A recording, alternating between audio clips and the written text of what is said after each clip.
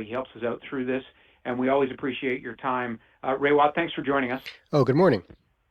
Um, I'll give you my personal experience after yesterday. My kids don't believe me anymore when I say we're almost out of this, and they really don't believe me anymore. They think that even with vaccinations getting very high, that their lives can be snatched away again in an instant. They don't believe government, they don't believe media, and they certainly don't believe their father. Now they're just, I can see it in their eyes. They're not, and I think there's certainly something in the public about that we've all lost the room. How do you handle that? What do you do? Because I think it is pretty clear things are going to change radically for the good in the next few weeks. There's a lot wrapped up in that question. It's true, things are going to change radically for the good, starting right now, probably. The larger issue is, what does this mean for trust in government, trust in media, trust in science, trust in the adults in the room? And I think we're kind of at an inflection point in liberal democratic society where we have to understand that everyone is an adult now, and we can't rely upon the paternalistic care of our government to always make the best decisions for us. So your kids aren't wrong. Their lives can be plucked away in a given moment, not because of a pandemic, but because of climate change, war, natural disaster, etc. We all live precariously day to day. This is the truth of existence, which is a sad, nihilistic thing to say. Let me just stop you on that. They believe on this particular issue, on that the vaccines are not going to be enough. They don't believe that the vaccines are going to be enough, and come fall, they're going to have another terrible year. Right. And I don't know that that's true. I don't think they are. I don't think they are. But I don't know. Yeah, I think they're wrong. I think the sun is coming up, and it's going to stay up for a very long time. We look at places like Israel that have vaccinated a lot of people, and it looks like they're out of this. And I know the writers, listeners are saying, we're not Israel, we're not the UK, but we can take lessons from those countries, especially when it comes to the impact of vaccination. The USA is looking great. We're closer than it feels like. We're closer than it feels like. Exactly. And the problem is right now we're knee deep in crisis still because the ICU beds are still full, and they're going to remain busy until the summer because hospital usage is a lagging indicator. But the cases are coming down fast. They're coming down fast because of the policies put in place, the economic restrictions that are going to be extended, and because we're vaccinating on top of that to prevent it from happening again. That's the second part that's really quite important. The vaccination holds the numbers down. The only big threat is variants, and that's a real threat, and variants will continue to pop up so long as we have transmission somewhere in the world like India and Brazil and parts of the USA. And the solution to that is, well, we're going to vaccinate again with boosters that are multivalent that can accommodate the new variants. So that is how we win the arms race. And I think this is a triumph of science. And the lesson should be for our kids that science wins in this case. And we have to invest in better science literacy to perceive how much science is winning. Are you with the other medical people, science people, on, let's forget about golf courses, on just getting outdoors and these sports that have been canceled? Let's say tennis, let's say, soccer. There's a way we can do these safely. Is there some credence to the argument that government is belatedly making that they're trying to limit movement, so that's why they've done this? I don't really understand that argument. Are they suggesting that they want to keep people in their neighborhoods? I don't really know how that is accomplished or what it achieves, or keep people in their public health units, which is pretty much impossible.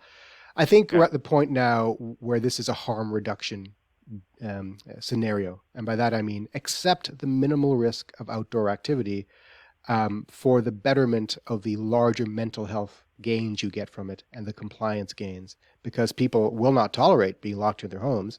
And they will not tolerate economic restrictions if they can't at least play tennis or go for a run. The risk is so small, I think, that it's not really worth exploring. I was in the park the other day with my baby, and bylaw officers came along to roust some kids who were skateboarding. Come on, they're skateboarding. They're not near each other. There's nothing going on there. I understand it's not, they're doing their job as instructed by the higher ups, but it's the policy that I think is misplaced here. The problem with COVID in Ontario is in workplaces and hot zone areas, and we should be focusing all our efforts there as we ramp up vaccination. So Hmm. it's not the biggest bang Are for a they buck. doing enough of that in your mind? I think they are now. I think the message got through. Certainly, accommodation needs to be made, additional policies for things like paid sick leave for getting vaccinated, because if you have an adverse reaction, you can't go to work and you can't care for your kid. So these things have to be accommodated. So we've learned the lesson late that this is an equity issue, and you got to focus on low-income neighborhoods where people cannot afford to stay home and where they're forced to go to work in crowded areas. We are doing everything we can now, but we can do additional things like give proper PPE, like N95 masks, to those who have to work indoors in factories and meatpacking plants. And rapid testing. We did nothing around rapid testing, and we really should have. We still can. It's coming in late May in the city of Ottawa, the Board of Trade tells me. Well, we're a year late, but better late than never, and that will help because outbreaks are still going to happen in the next few months. And if we can identify them and quash them, then nobody else has to suffer, meaning we don't have to enact further restrictions. So rapid tests are a really underexplored tool throughout all of this. In the UK, they use it quite effectively now, and I really don't understand what the slowdown has been or the resistance. I heard that some in public health don't believe in them still. That there's this divide in public health over rapid tests. I think, Colin Furness told me that. Yeah, I've heard that too. There's these, and as soon as government sees that, they freeze and they don't do it. Yeah, I can see that. So much of the pandemic has been a failure of imagination, from the initial resistance against mask wearing, which was a failure to understand it's not about self-protection, it's about population protecting. The same with rapid tests. The failure of understanding is it's not about diagnostic testing, it's screening testing, which is a whole different paradigm of thought with a different set of limitations and powers here. And if you think about a test as something you take to figure out what you've got to get the right treatment, you're stuck in that diagnostic mind frame. Whereas a rapid test gives you just an idea of whether or not you are probably infected that allows you now to stay home or follow up with a better test. It's not a perfect test, but if you do enough of them, then on average, you get the numbers down.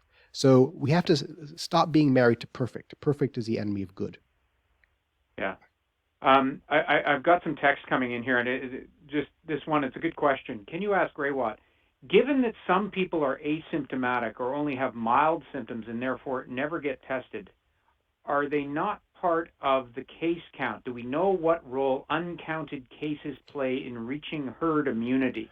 So I don't want to paraphrase. I think if you're infected and you don't know you're infected, how can we count that towards herd immunity? That's a really good question. So herd immunity, of course, is the number of people who have gained immunity to this disease either via recovery or vaccination. Now, those with mild symptoms or no symptoms at all, there is some suspicion maybe they don't generate antibodies, and so they shouldn't count towards herd immunity, but they probably do. So the way we compute that is by doing random samples of the population and doing antibody tests. That's being done. It's been being done for the past year or so, which is how we know the true proportion of the population that has likely been infected. And that's included in most of the modeling for herd immunity. So I wouldn't be too worried about that. And we also get a sense with the test positivity rate. If it's high, that means we aren't detecting a lot of cases in the population. The test positivity rate tells us two things. It tells us how bad the situation is, and if we are testing enough. And that last part tells us that, in fact, we're missing a lot of cases that are probably asymptomatic. A lot of nerdy epidemiology there. But it's a good question, and the answer is we are monitoring that. All right. Raywat Deonandan, thanks so much for being with us again. Appreciate it. Thank you.